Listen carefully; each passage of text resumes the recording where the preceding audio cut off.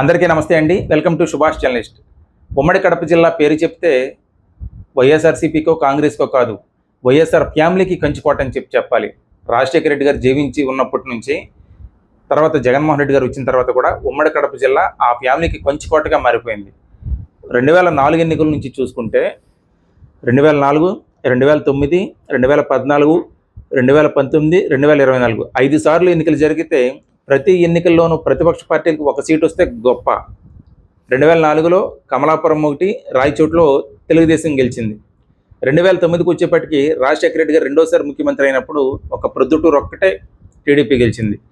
2014లో రాష్ట్రంలో తెలుగుదేశం పార్టీ అధికారంలోకి వస్తే ఉమ్మడి కడప జిల్లా మొత్తం మీద ఒక రాజంపేట మాత్రమే టీడీపీ గెలిచింది. 2019లో అసలు ప్రతిపక్షాలకు అవకాశం లేదు, 0 డెక్అవుట్ తెలుగుదేశం పార్టీ. 2024లో మాత్రం అంటే దాదాపు ఒక 25 సంవత్సరాల తర్వాత 2024 ఎన్నికల్లో అది కూడా కూటమి 7 సీట్లు గెలుచుకుంది.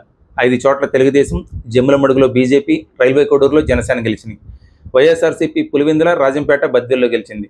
అంటే ఈ లెక్కలు చూస్తే అసలు ఉమ్మడి కడప జిల్లా వైఎస్ఆర్ ఫ్యామిలీకి ఎంత కొంచుకోవటో తెలుస్తుంది.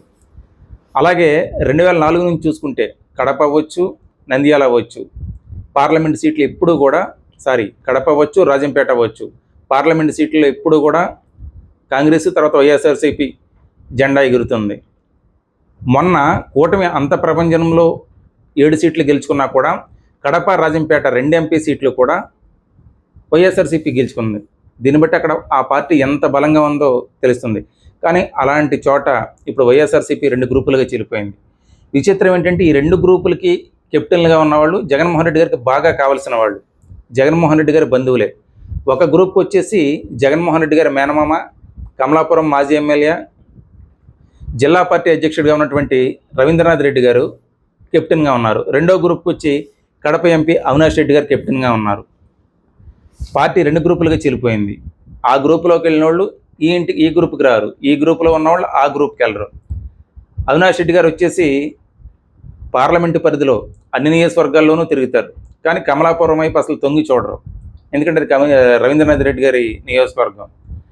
అలాగే ఎమ్మెల్సీ రమేష్ యాదవ్ గారు, ప్రొద్దుటూరుకు చెందినటువంటి ఎమ్మెల్సీ రమేష్ యాదవ్ గారు అవ్వచ్చు, కడప మాజీ మేయర్ సురేష్ బాబు గారు అవ్వచ్చు, మాజీ డిప్యూటీ సీఎం కడప మాజీ ఎమ్మెల్యే అంజద్ బాషా గారు అవ్వచ్చు, వీళ్ళంతా ఎంపీ గారి వర్గంలో ఉంటున్నారు.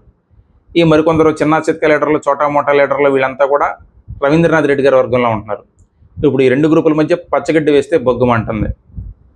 వాస్తవంగా చూస్తే అవినాష్ రెడ్డి గారు సౌమ్యుడు, అందరినీ కలుపుకు వెళ్తారు, కాస్త పట్టు విడుపులు ఉంటాయి, ప్రతి ఒక్కరితోనూ సౌమ్యంగా మాట్లాడతారు. ఈవెన్ వైఎస్ఆర్సీపీ అధికారంలో ఉన్నప్పుడు కూడా జిల్లా ఒక సిఐ, ఒక ఎస్ఐ స్థాయి అధికారులను కూడా చాలా గౌరవంగా మాట్లాడటం అవినాష్ రెడ్డి గారికి చెల్లింది.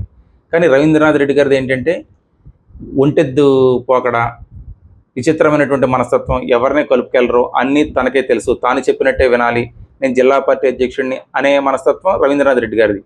ఇప్పుడు ఇద్దరికి కూడా ఏమాత్రం పొసగట్లేదు. కానీ వీళ్ళిద్దరు పోరులు ఏంటంటే కేటర్ నలిగిపోతుంది. వీళ్ళిద్దరిని కాదని ఎవరు కూడా జగన్మోహన్ రెడ్డి గారికి చెప్పే ధైర్యం సాహసం చేయరు. ఏదో గ్రూపులో ఉండాలి. అయితే రవీంద్రనాథ్ రెడ్డి గారి గ్రూపులో లేదా ఎంపీ అవినాష్ రెడ్డి గారి గ్రూపులో సొంతంగా ఉండటం కష్టం. పోనీ వీళ్ళిద్దరినే కాదు, ఇక్కడ పరిస్థితి ఇట్లా ఉంది, మేము నలిగిపోతున్నాం అని చెప్పి జగన్మోహన్ రెడ్డి గారికి చెప్పే ధైర్యం ఏ నాయకుడు కూడా చేసే పరిస్థితి ఉండదు.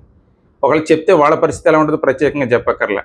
ఆ ఇద్దరు గ్రూపుల కూడా నాయకులు నలిగిపోతుంటారు. కానీ జగన్మోహన్ రెడ్డి గారు ముందు రాష్ట్రంలో పట్టు సంపాదించడమే కానీ కడప జిల్లాలో పట్టు సాధించి పట్టు నిలుపుకోవాలంటే ఇక్కడ ఉన్నటువంటి తన కడప గుమ్మంలో ఉన్నటువంటి ఈ పరిస్థితిని చక్కదిద్దుకోవాలి. అటు మేయర్ రవీంద్రనాథ్ రెడ్డి గారు, మాజీ మేయర్, మాజీ ఎమ్మెల్యే రవీంద్రనాథ్ రెడ్డి గారిని, ఇటు కడప ఎంపీ అవినాష్ రెడ్డి గారి మధ్య సమన్వయం కుదర్చాలి. ఈ కుదర్చకపోతే కడపలో డ్యామేజ్ అలాగే కంటిన్యూ అయితే వచ్చే ఎన్నికల నాటికి వైఎస్ఆర్సీపీకి ఇబ్బందులు తప్పవు. మరి జగన్మోహన్ రెడ్డి గారు ఎలా చాణక్యం చేసి అటు మేనమామని ఇటు తన సోదరుడిని కలుపుతారో చూడాల్సి ఉంది. నా వీడియో మీకు నచ్చినట్లయితే ప్రతి ఒక్కరు లైక్ చేసి మీ అభిప్రాయాన్ని నిర్మోహమాటంగా, నిష్పక్షపాతంగా కామెంట్ చేయండి. నా ఛానల్ ప్రతి ఒక్కరూ సబ్స్క్రైబ్ చేయండి. Thank you.